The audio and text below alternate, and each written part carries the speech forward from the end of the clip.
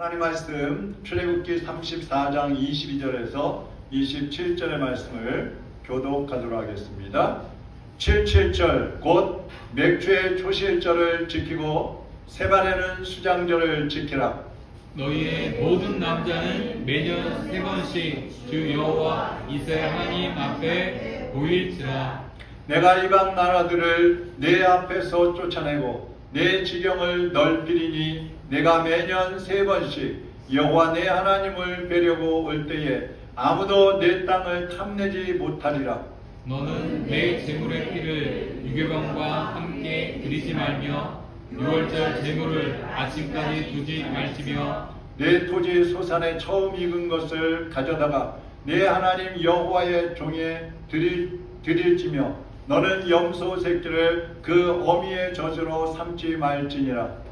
여호와께서 모세에게 이르시되 너는 이 말들을 기록하라. 내가 이 말들의 뜻대로 너와 이스라엘과 언약을 세우셨으니라 하시니라. 아멘. 하나님 아버지, 오늘도 주님의 말씀을 들고 섰습니다.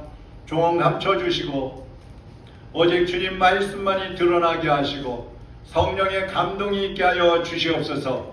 우리의 마음이 하나님을 향하여 활짝 열려지게 하시고 하나님 어떤 말씀을 주시려는지 기대하는 마음으로 사모하는 마음으로 이 시간 주님의 음성을 듣게 하여 주시옵소서.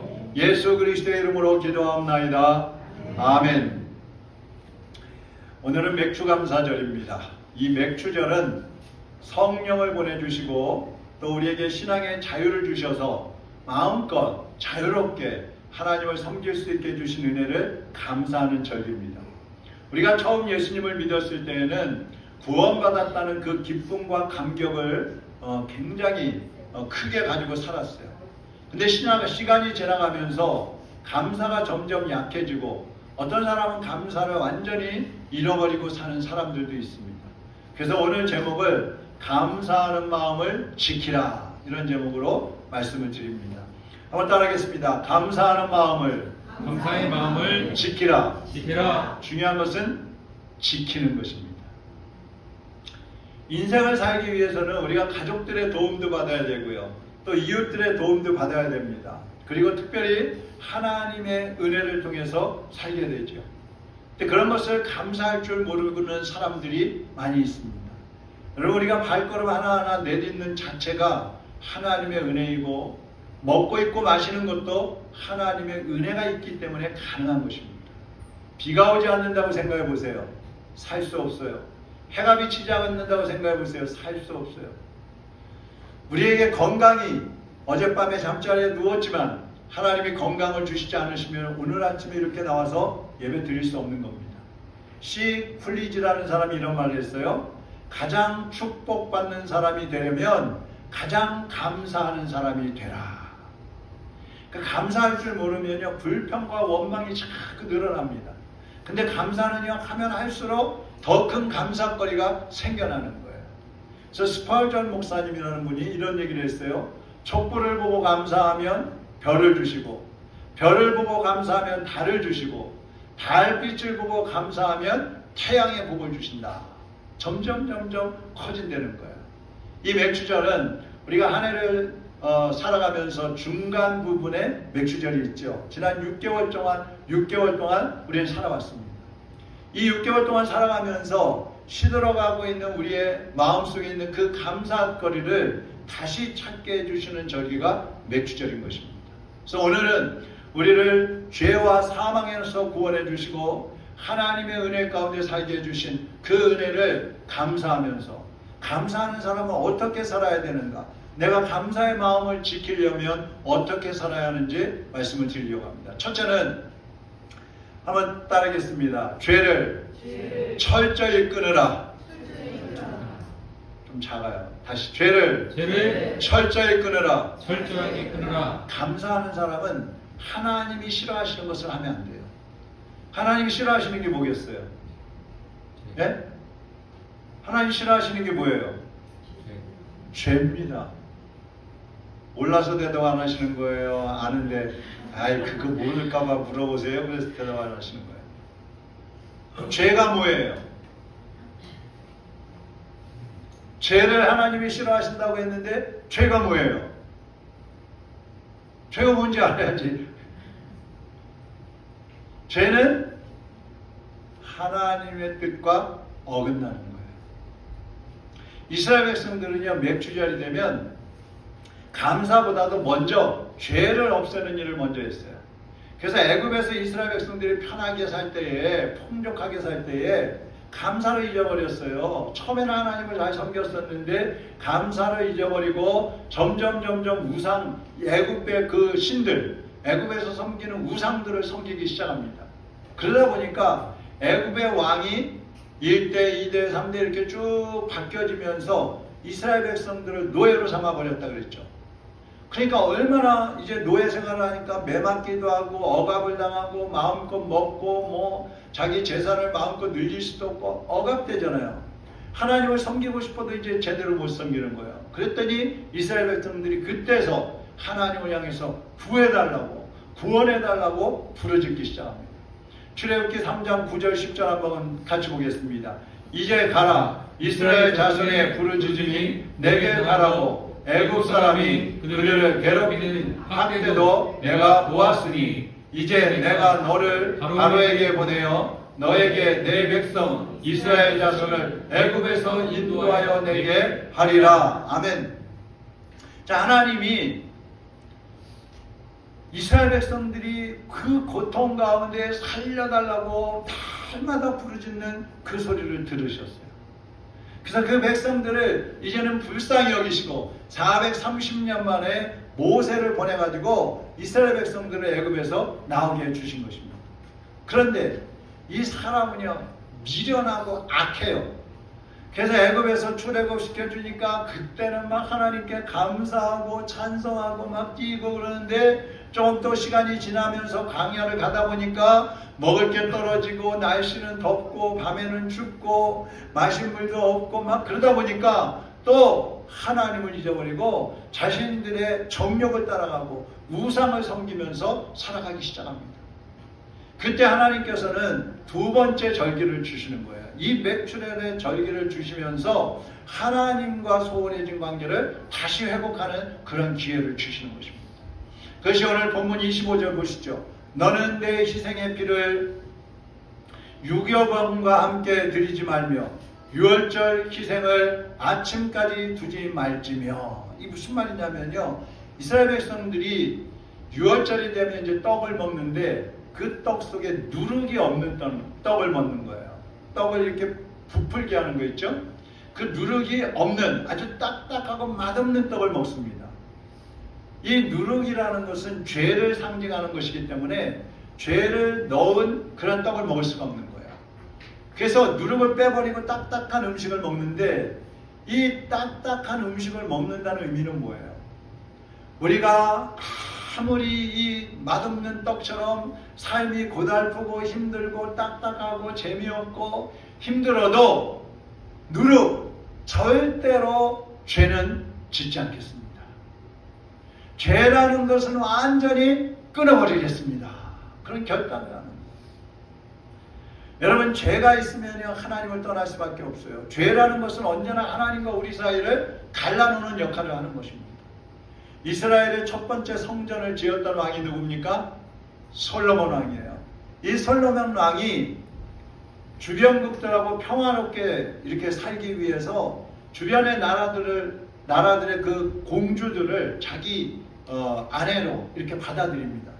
그래서 솔로몬의 아내가 몇 명이에요? 1000명이에요. 1000명. 이 1000명이 올 때 그냥 오질 않고 자기 나라에서 섬기던 우상들을 다 가지고 오는 거예요. 그래가지고 대왕님, 아니면 남편, 솔로몬 남편님, 내가 가져온 이 신을 위해서 신전 좀 하나 지어주세요. 그럼 지어주는 거예요. 그래갖고 그 당시에는요, 이스라엘 온 지역마다 이 우상 신전으로 그냥 가득 차버린 거예요. 그랬더니 어떻게 돼요? 나중에 가서는 이 솔로몬이 말년에 그 공주들이 가져왔던 우상을 섬기기 시작하면서 하나님을 떠나버리는 거예요. 죄라는 게 이런 거예요.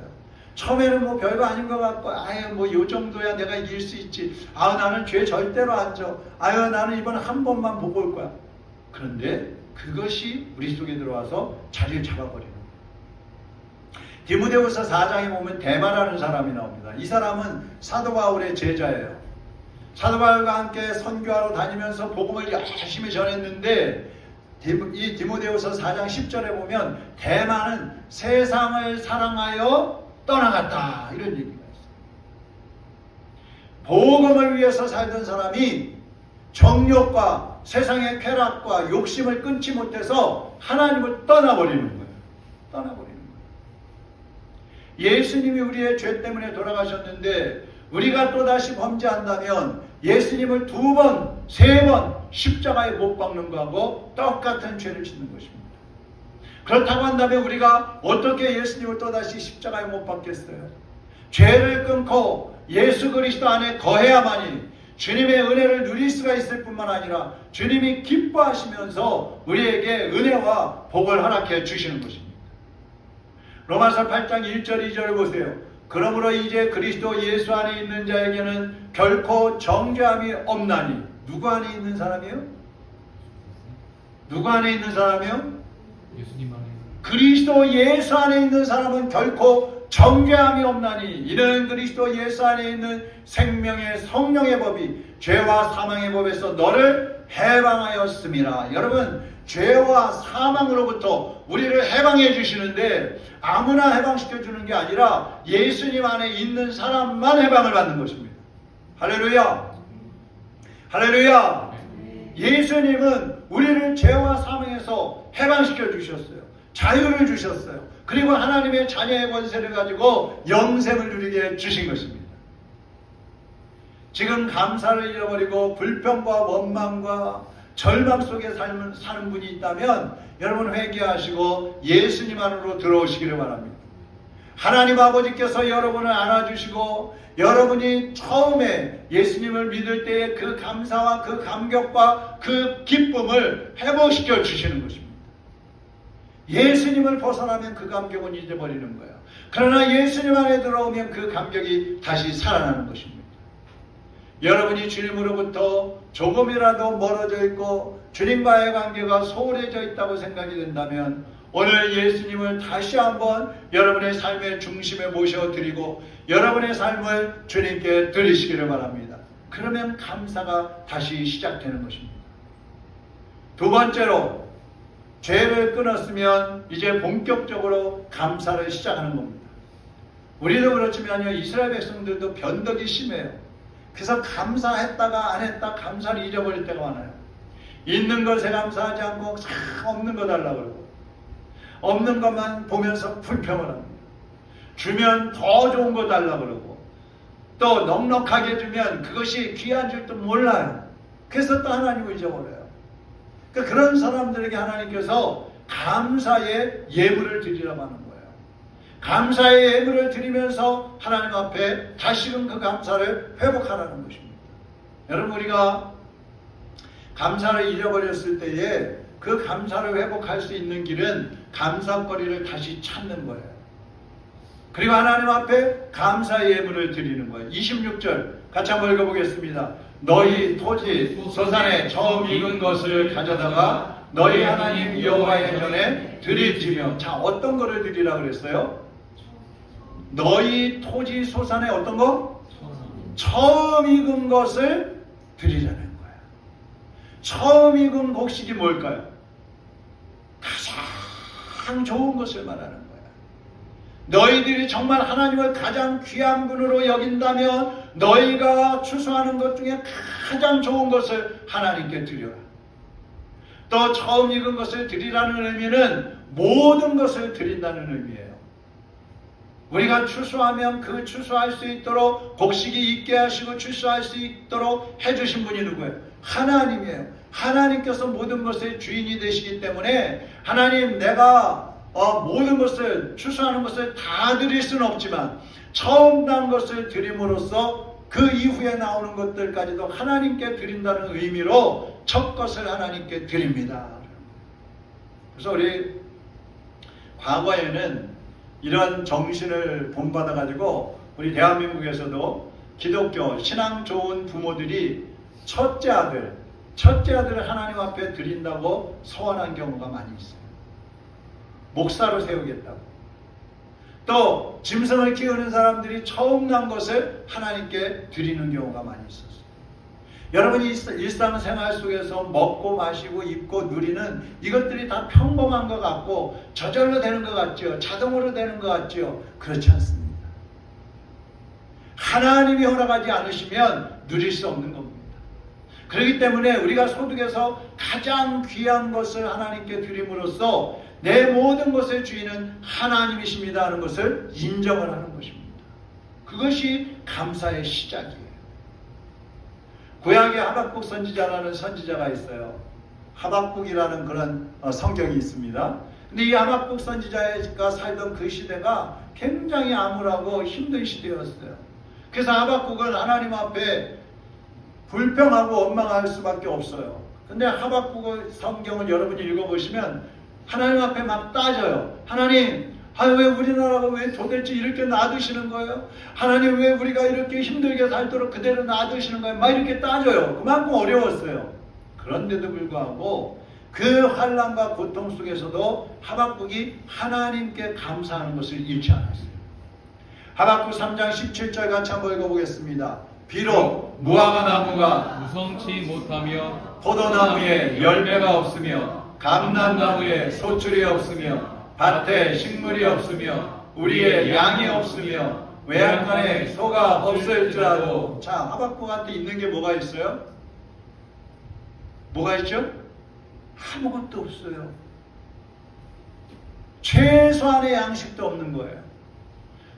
풍부한 추수를 기대하면서 농사를 짓고 또 양을 키우고 소를 키웠지만 태풍이 오고 홍수가 나면서 가뭄이 오면서 다 잃어버린 거예요.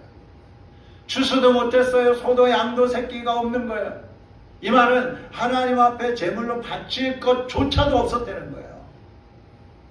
그러니까 당시 이스라엘 상황은요, 주변 나라들하고 전쟁을 벌이는 상황이고 의식주도 없고 예배드리는 것도 위기였어요. 정치적 위기, 경제적 위기, 종교적 위기, 희망이라는 것은 어디서도 찾아볼 수가 없었어요. 이 하박국은 땅을 치면서 정말 하나님 앞에 원망할 수밖에 없는 그런 심정이었지만 절망적인 그런 상황에서도 원망과 불평한 것이 아니라 하나님 앞에 감사를 드리면서 눈물겨운 고백을 하는 겁니다. 하나님, 저에게는 이제 아무것도 없습니다. 고기와 과일도 없고요, 밥 해먹을 쌀도 없습니다. 그렇지만 하나님께 대한 감사를 포기할 수는 없습니다. 그리고 이렇게 고백을 합니다. 자, 제가요 하박국의 고백을 읽을 테니까 읽을 때마다 여러분은 감사하겠습니다 이렇게 하는 겁니다. 자, 연습하겠습니다. 기쁨만 아니라 슬픔도 감사하겠습니다. 이렇게 하는 거예요. 자, 다시 하겠습니다. 기쁨만 아니라 슬픔도, 감사하겠습니다. 성공만 아니라 실패도, 감사하겠습니다. 희망만 아니라 절망도, 감사하겠습니다. 가진 것만 아니라 없는 것도, 감사하겠습니다. 풍족할 때만 아니라 부족할 때도, 감사하겠습니다. 승리만 아니라 패배도, 감사하겠습니다. 건강만 아니라 아픔도, 감사하겠습니다. 생명만 아니라 죽음도. 감사하겠습니다. 할렐루야. 아멘. 여러분, 가진 게 없고 생명을 잃는 그러한 위기에 왔다 할지라도 감사하겠습니다. 이게 하박국의 고백입니다. 이 고백이 여러분의 고백이 되시기를 주님의 이름으로 축원합니다. 축원합니다. 아멘. 두 번 해야지 꼭 크게 하시죠. 하박국이 이렇게 감사할 수 있는 이유가 있어요. 무조건 하는 게 아니에요. 그런 그렇지. 하박국도 감사 조건이 있었겠지. 물론 있습니다. 근데 그 조건이 뭔지 아세요? 하박국 3장 18절 같이 읽어보겠습니다. 나는 여호와로 말미암아 즐거워하며 나의 구원의 하나님으로 말미암아 기뻐하리로다. 할렐루야. 하박국이 기뻐하고 감사하는 이유가 뭘까요? 하나님이 계시기 때문에 감사되는 거예요. 천지 만물의 주인이시고 나의 생명의 주인이신 하나님, 내가 먹고 살고 입는 것 때문에 염려하지 않고 내가 나를 굶어 죽게 하실 리가 없는 그 하나님, 언제나 내 곁에 계시고 나를 떠나지 않으시는 그 하나님으로 인해서 나는 감사합니다. 기뻐합니다. 할렐루야. 여러분, 하나님은 여러분의 곁을 떠나지 않으셔요. 여러분이 하나님만 붙잡고 있다면, 여러분이 감사로 하나님께 나아가고 있다면 하나님은 여러분 곁에 언제나 함께 계십니다. 고린도후서 4장에 보면 예수님은 우리의 보배라고 그랬어요. 보배. 지금 내가 가난하고 병들고 고통에 있다 할지라도 예수님을 모시고 있는 사람은 세상에 하나밖에 없는 보배를 간직하고 있는 거예요. 세상에 유일한 보배를 간직하고 있는 거예요. 그렇다면 여러분 어떻게 해야 돼요? 기뻐하고 감사하시기를 바랍니다. 아멘. 네. 세 번째는, 감사하는 사람은요, 하나님을 의지하면서 살아갑니다. 하나님을 놓치지 않아요. 이 맥주절은, 맥주라는 말은 보리하고 밀을 말하는 거예요. 맥주절 그러니까 어떤 교회 처음 온 사람들은 맥주절? 맥주 먹는 날인가? 이런 사람들이 있어요. 보리하고 밀을 추수하면서 하나님께 감사드리는 그런 절기거든요. 여러분, 농사를 지어보신 분들, 꽃을 이렇게 화분에 키워보신 분들 아실 거예요. 그거 꽃 피우게 하기 위해서, 곡식이 있게 하기 위해서, 잘 자라게 하기 위해서 얼마나 노심초사 합니까? 그런데도 어느 해에는 어때요? 농사가 잘 안 돼요. 걷어들일 게 없어요. 태풍이 불어서 과일이 다 떨어져 버렸어요. 비가 많이 와서 벼가 다 쓰러져 버렸어요. 절망이잖아요. 슬퍼해야 되잖아요. 그런데 이런 걸 보면서, 야, 하나님께서 이 비가 오는 거, 해가 뜨는 거, 땅이 기름진 거, 이거 하나하나까지도 하나님이 책임져 주시지 않으면 농사도 안 되는 것이구나. 농사를 짓지 않더라도 우리의 삶 순간순간, 아침에 출근하고 저녁에 퇴근해서 집에 돌아올 수 있는 것, 저녁에 자고 아침에 일어날 수 있는 것, 하루 세끼 밥 먹고 살 수 있는 것, 내가 건강하게 걸어 다닐 수 있는 것, 내가 두 눈 멀쩡히 뜨고 보고 다닐 수 있는 것, 여러분 이거 우연 아니에요. 내 눈이 좋으니까 보는 거지. 우리 친구 목사님 중에 목회하는 목사님인데 눈이 보는 분이었어요. 멀쩡하게. 지금 65세인데. 근데 한 2, 3년 전부터 눈에 막 이상이 생기기 시작하더니 지금은 거의 실명했어요. 얼마나 절망을 했겠어요. 평생을 봤으니까 아유, 내일도 당연히 보겠지, 내년에도 당연히 볼 수 있지. 정말 그럴까요? 제 친구 중에는 우산에 찔려가지고 실명한 친구도 있고요. 제가 아는 목사님 중에는 저녁에까지 아무 이상 없었는데 잠자고 일어나니까 눈이 안 보이는 거예요.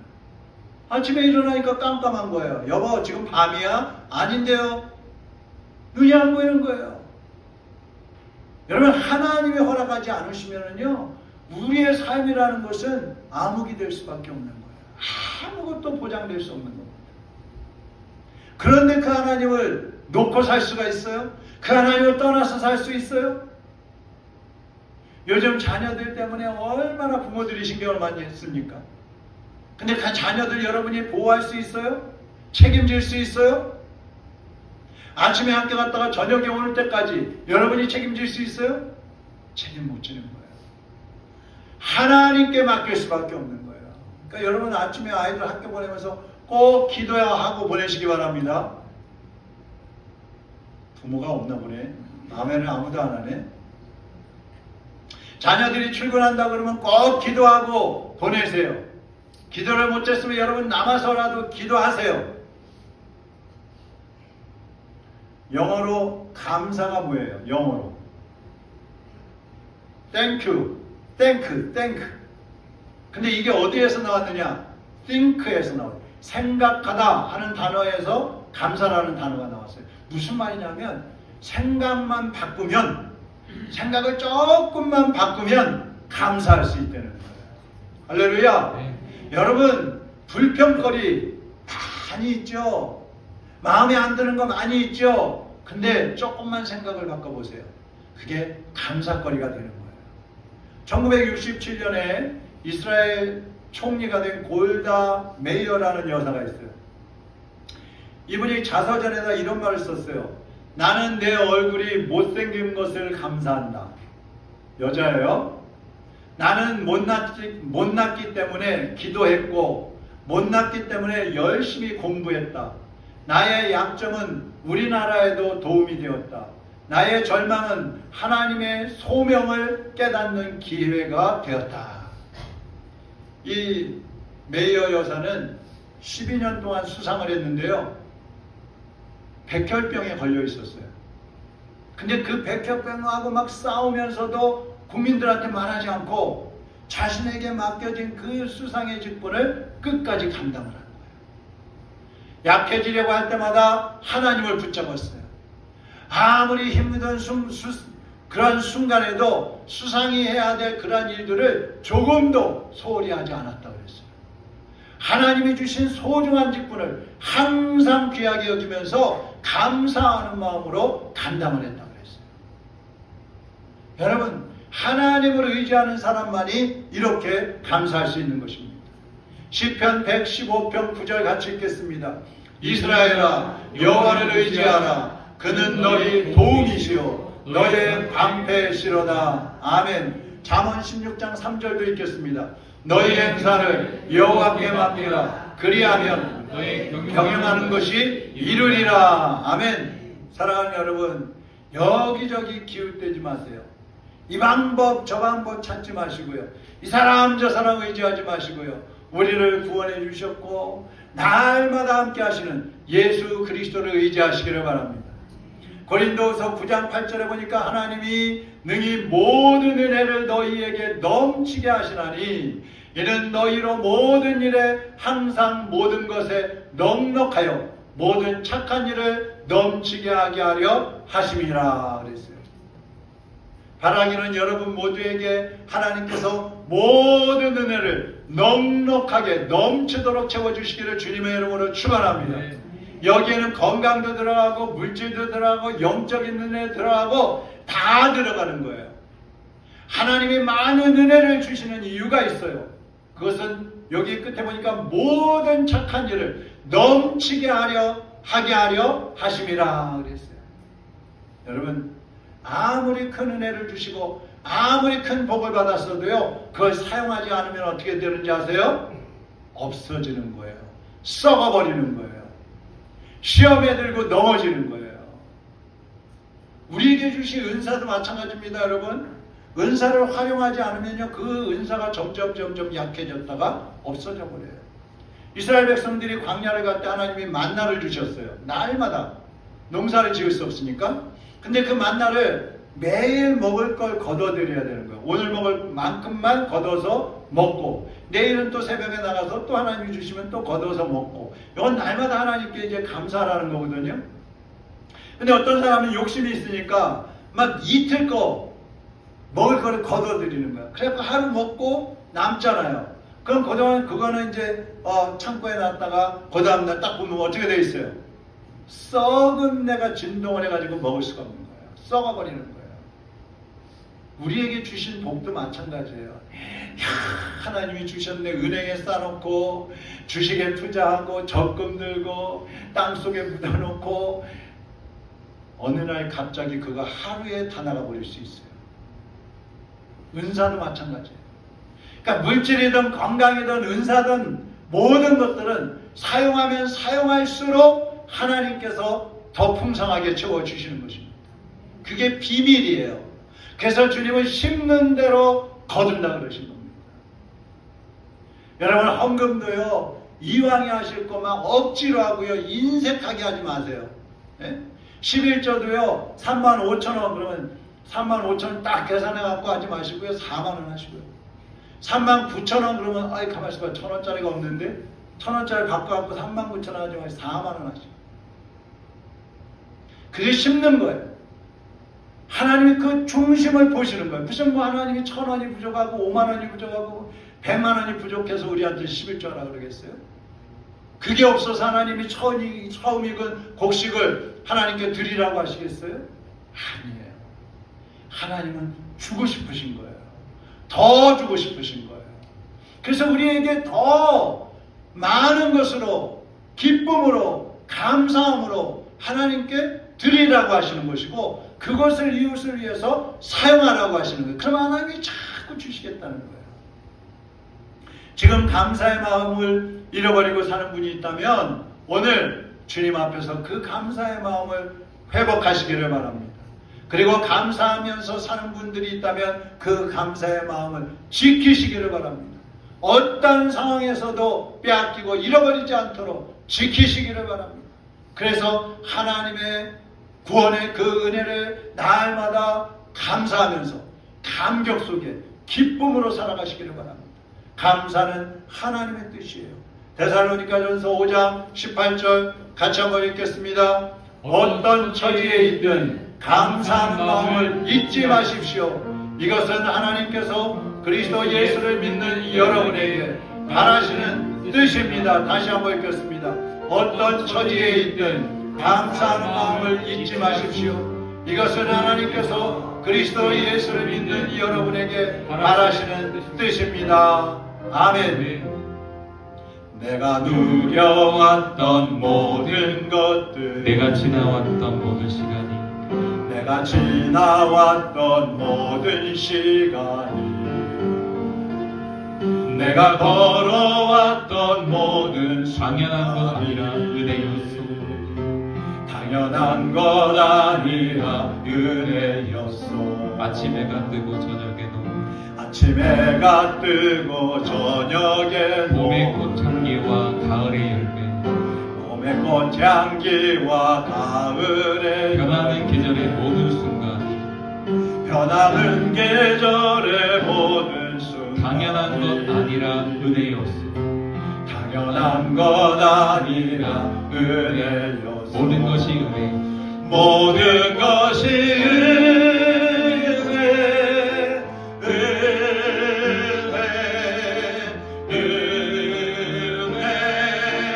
하나님의 은혜. 내 삶에 당연한 것 하나도 없었던 것을, 모든 것이 은혜였소.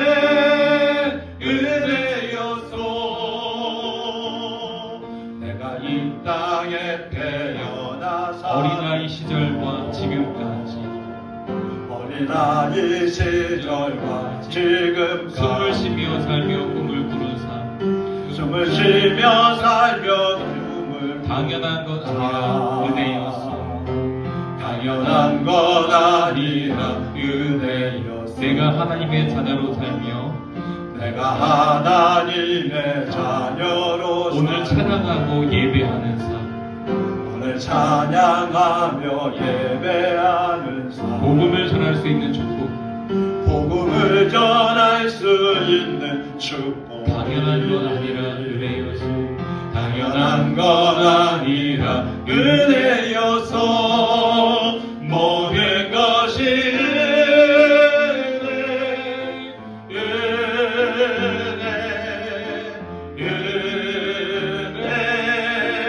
하나님의 은혜. 내 삶에 당연한 것 하나도 없었던 것은 모든 것이 은혜여서, 모든 것이 은혜, 모든 것이 은혜,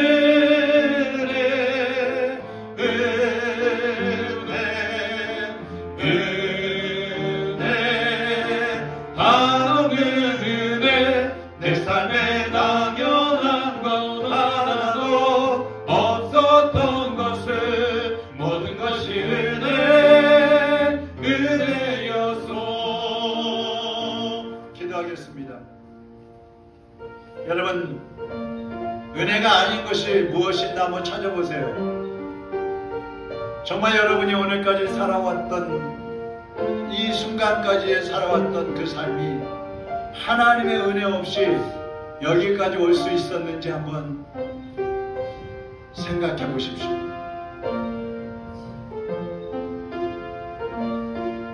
모든 것이 하나님의 은혜라고 고백할 수밖에 없습니다. 그것을 이 시간 하나님께 감사하시기를 바랍니다.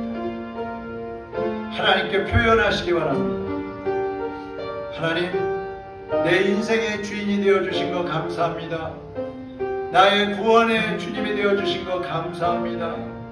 우상을 섬기지 않고 귀신을 섬기지 않고 다른 헛된 종교에 빠져서 살다가 영원한 지옥불에 들어갈 수밖에 없는 이 부족한 존재를 하나님께서 구원하시고 예수님이 십자가에 못 박혀 피 흘려 주시면서 나를 대신해 죽어주셨기 때문에 내가 오늘 하나님을 아버지라 부를 수 있게 되었고 영원한 천국을 소망하며 갈 수 있게 된 것을 감사를 드립니다.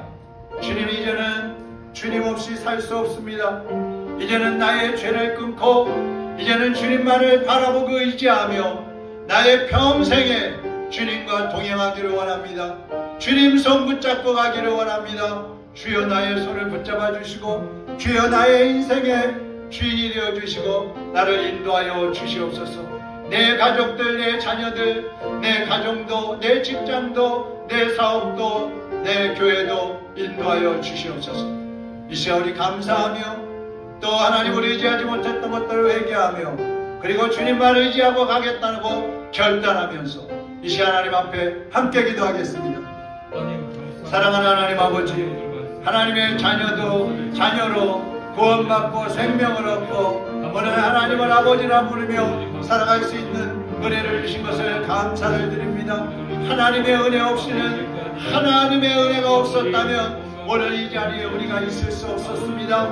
하나님 아버지, 하나님의 은혜가 있었기에 우리의 가족이 함께 주님을 섬기며 살아갈 수 있고 직장을 다닐 수도 있고 먹고 살 수도 있고 건강하게 움직일 수 있고 호흡할 수 있고 하나님의 은혜가 있었기에 우리 성도들과 더불어 하나님을 살아갈 수 있게 된 것을 감사를 드립니다. 그동안 우리가 하나님을 잊어버리고 감사를 놓치고 세상을 의지하며 살아왔던 것들을 회개합니다. 주여 용서하여 주시옵소서. 이제는 세상의 그 어떤 것에도 손을 내밀지 않게 하시고 오직 주님을 향하여 우리의 마음을 열고 손을 내밀고 주님이 인도하시는 대로 순종하며 나가기를 원합니다. 주님, 우리의 평생토록 주님을 놓지 않고 따라가며 감사하며 살겠습니다. 하나님의 자녀들을 붙잡아 주시옵소서.